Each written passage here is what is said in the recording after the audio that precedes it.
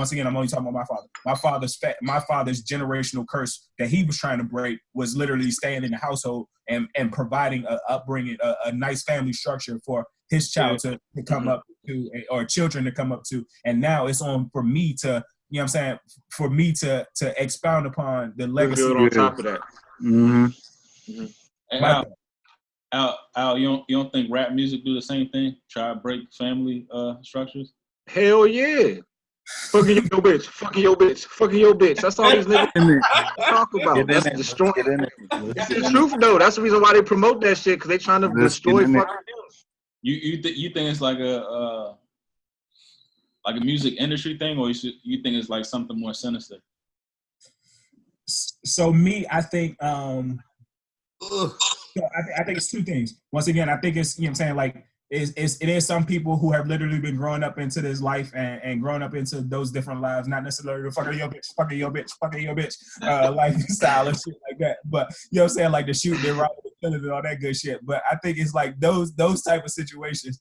But at the same time, I also think it's the people in charge of who's pushing the streams, because like I promise you, I don't want to talk any bad about anybody or for anybody's hustle, but I've never heard I've never heard a real NLE Chopper song or whatever like that.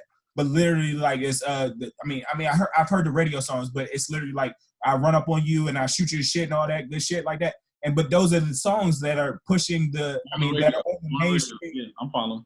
Makes sense. Mainstream media, and those are the songs that are pushing the narrative and pushing the quote unquote rap culture. When as though it's I'll just say it's lyricists like fucking Big Crit that, you know what I'm saying, like are literally talking about some substance and shit. But at the same time, we don't get the same media exposure for those airwaves. But at the same time, we get the fucking your bitch, run up on that. You know what I'm saying? Like, and I think that is the different the things. I think radio is like the biggest like giveaway. Like, look at the shit that's on the radio and look at the shit that's in your fucking, you know, your playlist. Look at the talent that's in your playlist and look at the shit that comes across the radio. Look at like the shit they pushing with, like, I mean, God bless her, but Megan Thee Stallion, her shit is fucking Luke the fuck warm. Her shit is not trash. Her shit is not hot. Trash. Like there's been like good female like artists, but her shit is not hot. Her shit is not hot. I'm sorry. It's not because I'm getting older. I like good music. When young niggas put out good music, I fuck with the shit. But the shit that's coming out now is not fucking hot. And the way that they push it on you just lets you know like how this shit has been like a fucking scam. Like how long has it been a scam? Like how far back has this shit been going on? Bro, I could say a lot of shit, man, because I was watching like some, man, this shit is deep. This shit is real fucking deep. But I would say as far as like even Megan Thee Stallion, it's like, all right, what does she present? What does she represent? Her music is like, oh, I'm fucking these niggas, scamming these niggas, my pussy's so good, da-da-da. She ain't talking shit about being a mother. She ain't talking about shit about being a wife. So if you a young little fucking girl, you growing up listening to that shit, you're not going to see the value of being a wife to a man and a mother to children. You see what I'm saying? So just off that influence alone, that's teaching young girls not to be compatible with men. Then not just that, same thing with the male perspective. I'm a player. I got all these bitches. Oh, I was fucking that bitch. I was fucking your bitch. None of that is conducive to family. None of that has anything to do with family structure, community, none of that. As a matter of fact, all that shit is rooted in community destruction. You know what I'm saying? Like there's no aspect of that says unity. You know what I mean?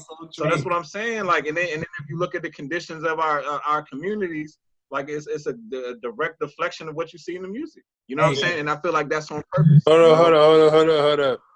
My man Keys out here with the NWA in the back, dog. So that actually that explains it all. I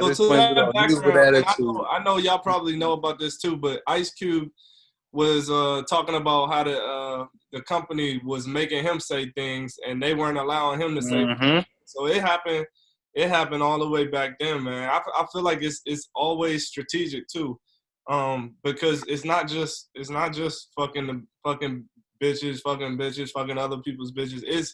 It's fucking demoralizing women in general in you know the black community.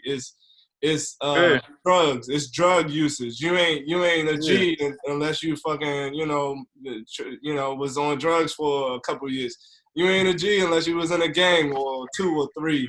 You know what I'm saying? Like it's so. It's don't say you was fucking these Jewish girls though. Don't say you was fucking these Jewish girls. Exactly. Yeah, so that's the thing. And I was gonna say we gotta cut that off. No, that's the thing. I was gonna say if you turn to like 99.5 or some other station, like the mainstream stuff to Marcus's point, the mainstream stuff that they play, it don't got nothing to do with killing or demoralizing women or nothing like that shit, bro. It's so crazy how the sound waves are meant to fucking influence everybody, and they don't understand that shit like that. And that's one thing about generational curse. I feel like if we was doing our shit, and I'm not talking about us 6, but I feel like if we was doing our shit as whatever, we in our 30s, if everybody was doing this shit to tell these young kids that all of this shit is triggered, for them to fall in that same group. Destroy you. Yeah, like what? Like that's generational. Like, why don't they know that? Why do they still fucking so happy to listen to that shit? Hey, but look, so and you talk about the generational, and you talk about the family structure. So I just want to hit on this point. So even and we talk about two of the biggest artists. You know what I'm saying? Recognizable artists, Lil Wayne and 50 Cent. Whereas though they end up going on a radio show and they talked about that they only wanted foreign women or something like that. And literally that is what we're talking about, where you know what I'm saying? Like, once again, everybody's preference is your everybody's preference is their preference. Like, if that's your preference, if you want foreign women, if that's what you want, that's perfectly fine with you. But what I'm saying is, you can't go on and say like black women. I think, if I'm not mistaken, I believe they went online and said black women are like, you know what I'm saying, like the angry black woman. You don't want an angry black woman. You want to get a foreign woman. And so what does that do for the black family structure? Mentality, right? You are a culture shifter. I'll call you a culture shifter if you're Lil Wayne. If you're 50 Cent. You can be a culture shifter. You might not be, you can be a culture shifter. And so if you get up there and you talk about like, the black woman is an angry black woman and I only want foreign women, like, that can fuck up the family structure, and that can fuck up like what we talk about for our building our legacies and building generational of the black love, and how bringing black love together is so potent. That's facts. Yeah, I also think that how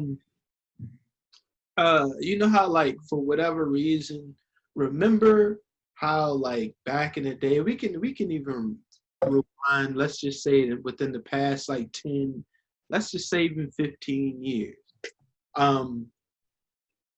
Remember how all of a sudden this wave of because everybody used to smoke tree, but then it became like a wave of like smoking tree, and then it became like a fad where rap music made it seem as though like the Snoop Dogg's of the world and things like that made it seem as though you had to smoke pounds and ounces of weed and shit. You know what I'm saying?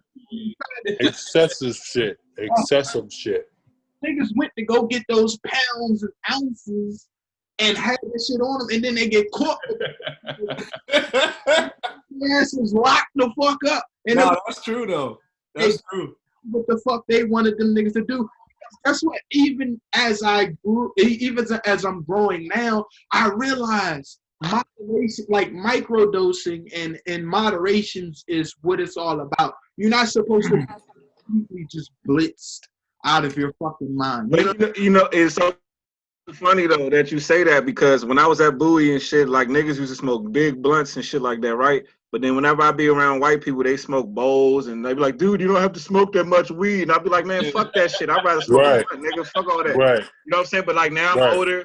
I'm all about, you know what I'm saying? I don't be hanging out as much. I chill, nigga. I don't even smoke blunts no more. But like, that's the point. Like, because I'm conserving my shit. My shit lasts longer. Shit. I was younger. I used to spend way more money on weed than I do now. You know what I'm saying? That's just because back then I used to, because you like you said, you see Snoop Dogg, you ain't see no niggas hitting bowls and shit like that. And you know what I'm saying? You niggas No, smoking, them white boys like, hit you up with that gravity bong. You're done. My God.